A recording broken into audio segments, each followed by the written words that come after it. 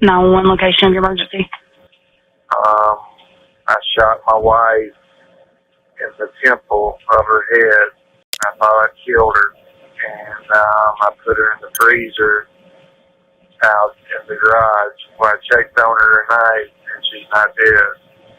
She's got a big hole in the temple of her head, and to get her body moved around in there, I think I broke her wrist. You know, she was frozen from being in the thing. She's been in this thing 48 hours now. In the quiet suburbs of Springfield, Tennessee, a chilling 911 call shattered the peace of a seemingly ordinary family. What would drive a man to shoot his wife, hide her in a freezer, and then plead for help while fleeing the scene?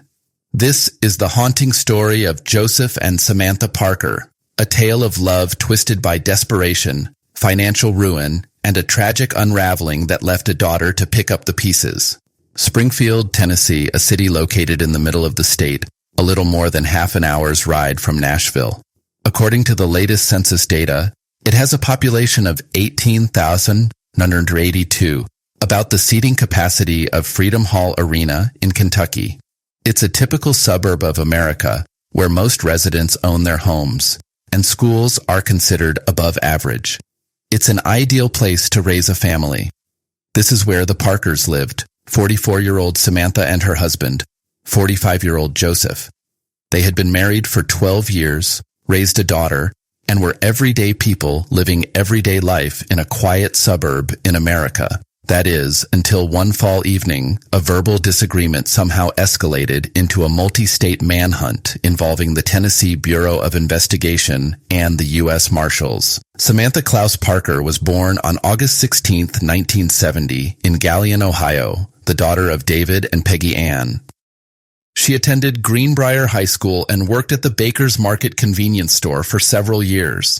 She was known as an outgoing person who never met a stranger. She loved people, and she loved Alabama football. Joseph Leonard Parker was a devoted husband and father. He was employed as a car salesman at a Toyota dealership in Rivergate and was the family's primary wage earner.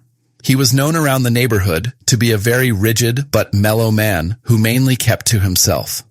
Unfortunately, Joseph had fallen on hard times. He was out of work and the bills were piling up. In addition, a foreclosure action on his house had been started, and Joseph was feeling the pressure.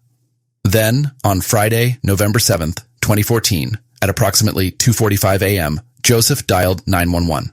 911 location of your emergency.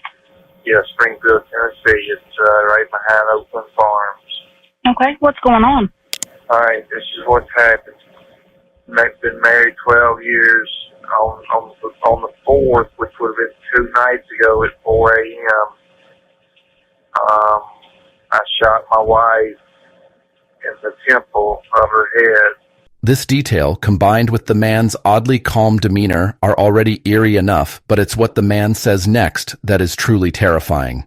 I thought I killed her, and I put her in the freezer out in the garage. Well, I checked on her tonight, and she's not dead. She's got a big hole in the temple of her head, and to get her body moved around in there, I think I broke her wrist. You know, she was frozen from being in the thing. She's been in this thing 48 hours now. This is no prank call. I need somebody to get out there and help her. I've cleared the premises. I've got away. You know, I'm not going to be there. But I promise you this is a legit call, and I need somebody to get out there and help her, because I still love her. It's hard to believe that after that, you know, but I need to get somebody out there to help her. The call is coming from 45-year-old Joseph Parker, and the woman he claims to have shot is his wife, Samantha. Okay, what happened that caused you to do that? It's a long story. Don't want to get into it. Just want to get into getting somebody out there to help her. I left the front door open. I left all the lights on in the house. And she's in the garage. You go through the kitchen to get into the garage. And you'll see her once you get in the garage. And she's a mess. She can't talk. I could get her to blink. blink once means yes, blink twice means no. These horrifying specifics are almost too ghastly to believe. I thought she'd been dead 2 days, and when I checked on her, she was still alive. She's been frozen for 2 days. She's frozen solid. It's amazing she's still alive. I shot her with a .38 caliber handgun, and there's a big hole in the temple of her head. I didn't see an exit wound. And how long ago did you leave there? An hour ago. And that's the last time you saw her? Yes, that's the last time I saw her. And she was still in the garage? Yes, she's still in the garage. I made her as comfortable as I could make her. Tried to drink a little water, and she couldn't talk, couldn't move her jaw. She's in bad shape. Really need to get slammed to help her. It's crucial for the dispatcher to get as much information as possible from Joseph, but he makes it clear that there are some things he's not willing to share. Okay, what is your name? My name is Joe. I'll just leave it at that. Don't want to get arrested tonight and all that. We don't have a history of domestic disputes. We've never had to call the police or nothing. We just had a real bad night a couple of nights ago and got myself in trouble. So, anyway, we really need somebody to get out there and help her. While Joseph doesn't want to give away his location, police will soon learn that his background is relatively clean. The only blemish to his record is a drug possession arrest from 1987 when he would have only been 20 years old. I love her. I still love her. I've loved her every day I've been married to her. She's had a rough stretch here. To that end, it will soon come to light that Joseph recently lost his job as a car salesman at Rivergate Toyota in Metro Nashville. Joseph's former co-workers would later recall in exclusive interviews with Beyond the Crime how he changed in the last months of his employment. I think he had a lot of money stress on him. He'd gotten behind on their mortgage. So I think he had a lot of weight on his shoulders that was getting to him. Indeed, Joseph's stepdaughter would later say that the home was in foreclosure. Could these economic pressures have led to an explosion of violence? So anyway, checked on her and she's still alive. And now I want to get her somebody to help her that knows what they're doing. And I got to stay out of trouble too. So. Okay, we'll send somebody out there. All right, what was your first name? I'm not going to give you my name, sir. Okay, that's fine. Okay. Joseph's call to 911 is over, and he's left more than enough details for police to investigate. They'll find, however, that he didn't tell them everything, and there's more to this grotesque story than anyone could have imagined. Police arrived a little after 3:30 in the morning to discover the partially dismembered remains of Samantha Parker, packed inside an upright freezer in the garage. Joseph was nowhere to be found. He told a 911 dispatch operator that he was traveling on I-24 heading south towards Chattanooga, Tennessee. This was verified by Springfield Police Chief David Thompson, who had Parker's cell phone pinged to Nashville that morning.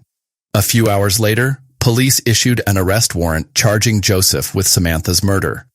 The police learned that Joseph had hopped into his white Toyota Camry and threatened to travel to his former workplace, the Rivergate Toyota dealership, to kill multiple people.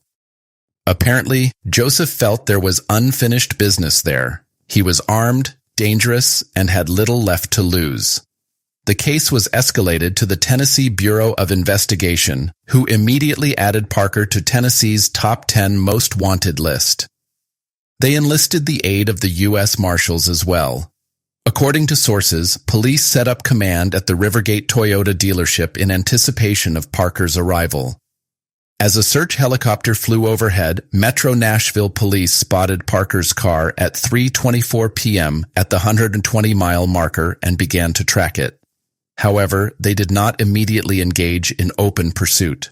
Eventually, Parker realized he was being followed by the Tennessee Bureau of Investigation and the U.S. Marshals Service, as well as local Tennessee and Kentucky law enforcement.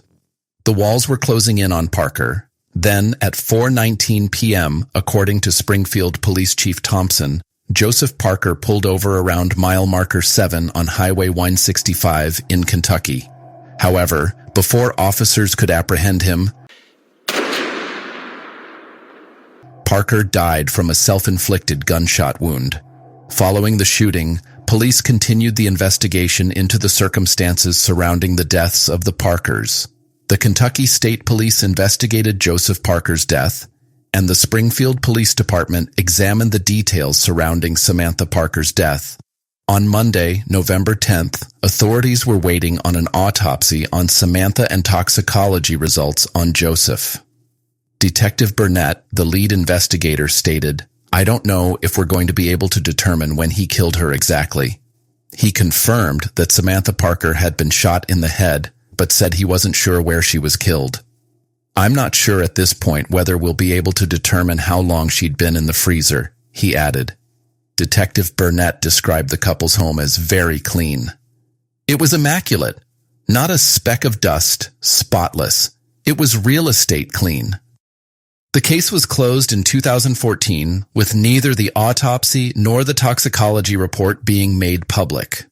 While the official autopsy report remains sealed, it has been speculated, based on police observations, that Samantha had been subjected to further violence after being shot, evidenced by the dismemberment. It is believed these actions occurred while she was in the freezer. The specifics of these actions, out of respect for the victim and her family, will not be explicitly detailed here. We may never know the root cause of the events that led to that fateful evening in November 2014. Investigators looked into the possibility of escalating marital problems. While details remain private, sources close to the investigation hinted at increased tension and arguments between Joseph and Samantha leading up to the event. There was no prior record of reported domestic violence calls from the Parker residence. What was clear was that Joseph was under severe financial duress, and coping with the effects of financial stress is essential to help men through a rough patch. Financial stress can lead to anxiety and depression. In turn, it can take a toll on relationships. Many studies have shown that men are at least twice as likely to feel the financial burden in a relationship compared to women. Men are also twice as likely than women to report needing to be emotionally strong. Although times have changed, many men still consider it an integral part of their identity to be the family's main provider. In a recent study by the Pew Research Center, nearly 7 out of 10 adults claimed it's vital for a man to support his family financially if he is to be considered a good partner. 1 year after the death of her parents, the Parker's daughter held a public memorial where she released balloons into the sky. The .38 caliber handgun used by Joseph Parker was later traced. While its origins remain somewhat obscure, investigators determined it had not been legally registered to him. How he acquired the weapon remains unconfirmed, but added to the gravity of the crime. When asked, she said she missed both parents equally. She stated she was aware her father had lost his job and the house was under foreclosure, but she said, "That night was a very bad night, and I think he just snapped." She said many people ask her why she isn't angry, and she responded, "I've learned to forgive. The memories and moments are what you want to hold on to." Despite the tragedy, the daughter's act of forgiveness was seen as a powerful testament to resilience and a desire to move forward, focusing on the positive aspects of her parents and their shared history. In the aftermath of this unimaginable tragedy, the Parker's daughter stood at a memorial 1 year later, releasing balloons into the sky, a symbol of both loss and letting go. Despite losing her mother to a bullet and her father to his own despair, she chose forgiveness over anger, resilience over bitterness, teaching us that even in the darkest moments, there's a glimmer of hope worth holding on to. This story leaves us with heavy questions about mental health, financial stress, and the fragility of the human spirit. If this gripping and heartbreaking tale moved you as much as it did me, please hit that thumbs up button and consider subscribing for more true crime stories that delve deep into the human experience. Your support keeps these powerful narratives alive.